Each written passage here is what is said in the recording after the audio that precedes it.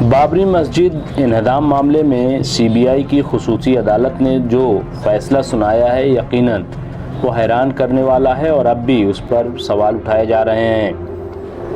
وکلا سے لے کر دانشور تک اس کا بہت ہی باریکی سے جائزہ لے رہے ہیں کہ آخر سارے قصوروار بے قصور کیسے ہو گئے۔ روزنامہ انقلاب نے اس سلسلے میں الہ آباد ہائی کورٹ کے سینئر ایڈوکیٹ ایس فرمان احمد نقوی ایڈوکیٹ کا ایک مضمون شائع کیا ہے، جس کی سرخی ہے بابری مسجد انہدام کا فیصلہ پریشان کن کیوں ہے؟ سوالیہ نشان۔ سازش کے مقدمے کی کامیابی کے لیے ضروری ہے کہ سازش کو انجام دینے میں دماغ اور کارروائی میں مطابقت کو ثابت کیا جائے۔ تفصیلی مضمون کچھ اس طرح ہے۔ یہاں ہمیں یہ اندازہ کرنا ہوگا کہ سی بی آئی جج نے اس ذمہ داری کو کیسے انجام دیا۔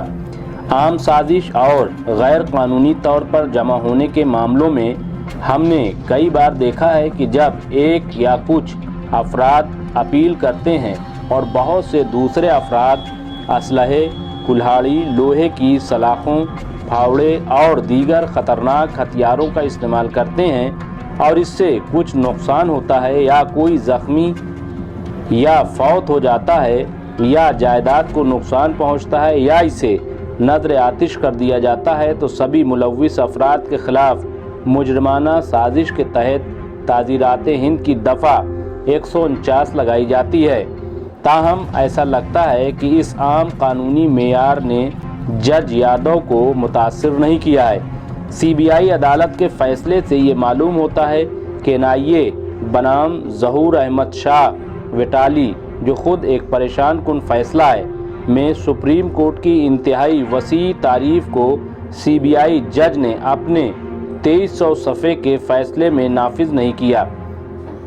این آئی اے کیس کے اصول کی بنیاد پر نچلی عدالتیں عام طور پر اس فیصلے کی روشنی میں سازش کے زاویوں پر فیصلہ کرنے کے لیے وسیع معیار کا استعمال کرتی ہیں، لیکن سی بی آئی جج نے اس کو نظر انداز کر دیا۔ سی بی آئی جج کے سامنے پیش ہونے والے شواہد کے آغاز ہی سازش کا زاویہ لکھا گیا تھا۔ اس کے لیے جج کو استغاثہ کے گواہ نمبر 1 کے بیانات پڑھنے کی ضرورت تھی۔ گواہ نمبر 1 ہنومان پرساد، 2 راجندر کمار سوامی، 3 محمد اسلم، 4 اودھیش کمار اپادھیائے، 5 سنجے کھرے، 6 رام بہادر مشرا کے بیان کو پڑھنے کی ضرورت تھی۔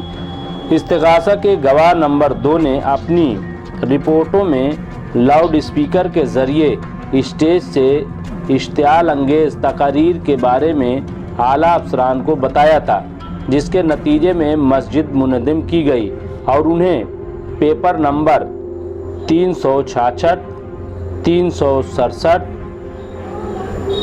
39 پیش کیا تھا۔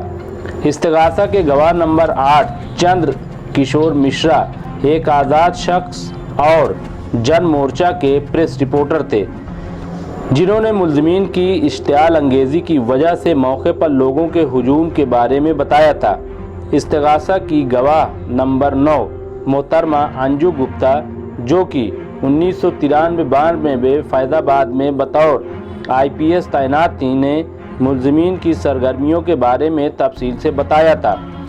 استغاثہ کی گواہ نمبر 9 نے ہجوم کو مشتعل کرنے میں تمام ملزموں کے کردار کو بیان کیا تھا، لیکن جج نے غیر معلوم وجوہات کی بنا پر اسے نظر انداز کر دیا۔ انہیں ایل کے اڈوانی کی یاترا کی نگرانی کرنے کی ذمہ داری سونپی گئی تھی، جو انہیں 5 دسمبر کو صبح 11:30 بجے ملی۔ ایل کے اڈوانی کی یاترا کے مقصد کا پوری دنیا کو علم ہے، لیکن سی بی آئی جج نے سقراطی لا علمی کا اظہار کر دیا۔ اسی طرح استغاثہ کے گواہ نمبر 10 حاجی محبوب، استغاثہ کی گواہ نمبر 227 سیدہ شمیم بیگم، گواہ نمبر 223 انوراگ اپادھیائے، 230 ریوتی کرشن سریواستو، 263 پرکاش وغیرہ کے بیانات نے بڑے پیمانے پر سازش کو ثابت کر دیا۔ ایل کے اڈوانی کھڑے ہو کر دیکھ رہے تھے جب ان کے حامیوں نے مسجد کو منہدم کرنے کے لیے جدید ترین اوزار استعمال کیے۔ उमा भारती और एम जोशी इसका जश्न मनाते हुए कैमरे में कैद हुए और बाद में इंहदाम में अपने किरदार पर फख्र कर रहे हैं, लेकिन सीबीआई जज ने इस पर भी गौर नहीं किया। मसाजिद को मुनज़्ज़म करने के लिए ज़हनी और अमली मुताबिकत को ज़बानी चश्मदीद गवाहों के साथ साथ दस्तावेज़ी सबूतों के ज़रिए साजिश या मुश्तरका मंसूबा बंदी को साबित किया गया था, लेकिन सीबीआई जज ने इन अहम सबूतों को देखने से नज़रअंदाज किया, जो इंतहाई हैरान कुन है। ये हैरत की बात है कि गुज़िश्ता साल सुप्रीम कोर्ट ने 8 नवंबर को अयोध्या के फैसले में इंहदाम को कानून की इंतहाई खिलाफवर्जी करार दिया था। ताहम सीबीआई जज ने इस जुर्म के असल मुजरिमों को कसूरवार नहीं पाया। सीबीआई जज आईन हिंद के कानून और आर्टिकल 141 से बाला तर नहीं है। मिसमारी से पहले मस्जिद के मकाम पर राम मंदिर बनाने के लिए तमाम मुल्ज़िमान ने खुलकर इश्तियाल अंगेज़ माहौल पैदा किया था। रथ यात्रा अवामी हमायत के ज़रिए ख़ास किस्म के लोगों और मस्जिद के ख़िलाफ़ मुनाफरत पैदा करने, मस्जिद को मुनज़्ज़म करने की खुली दावत थी। सीबीआई जज ने शायद कभी भी साजिश के कानून को नहीं समझा था, या फिर उन्होंने अपने 30 साल तवील अदालती कैरियर के दौरान जो कुछ सीखा था उसको नहीं समझने के लिए बहुत कोशिश की। सीबीआई जज ने ये समझा होगा कि फौजदारी कानून में साजिश मुस्तकबिल में 2 या 2 से ज़्यादा अफराद के दरमियान जुर्म करने का मुआहदा है। साजिशों के लिए फौजदारी कानून इस बात का तकाजा करता है कि इस मुआहदे को आगे बढ़ाने के लिए कम से कम एक खुली कार्रवाई हो ताकि जुर्म कायम किया जा सके। साजिश में शरीक होने के लिए तादाद की कोई हद नहीं है। इसमें कोई ज़रूरत नहीं है कि इस मंसूबे को अमली जामा पहनाने के लिए कोई इक़दाम उठाया गया हो। द न्यूरमबर्ग ट्रायल्स में साजिशी कानून का इस्तेमाल नाज़ी क़यादत के मेंबरों के लिए किया गया था, जिसमें उन्हें बैनुल अक़वामी जराइम के लिए साजिश या मुश्तरका मंसूबे में हिस्सा लेने का इल्ज़ाम आयद किया गया था।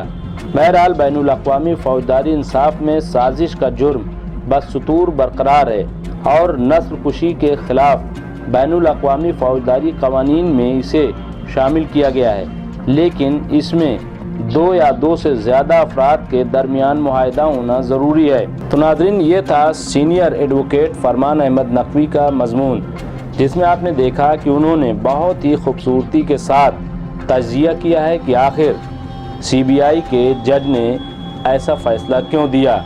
आखिर उन्होंने सब कुछ जानते हुए, सारे शवाहिद होते हुए ये फ़ैसला कैसे सुनाया।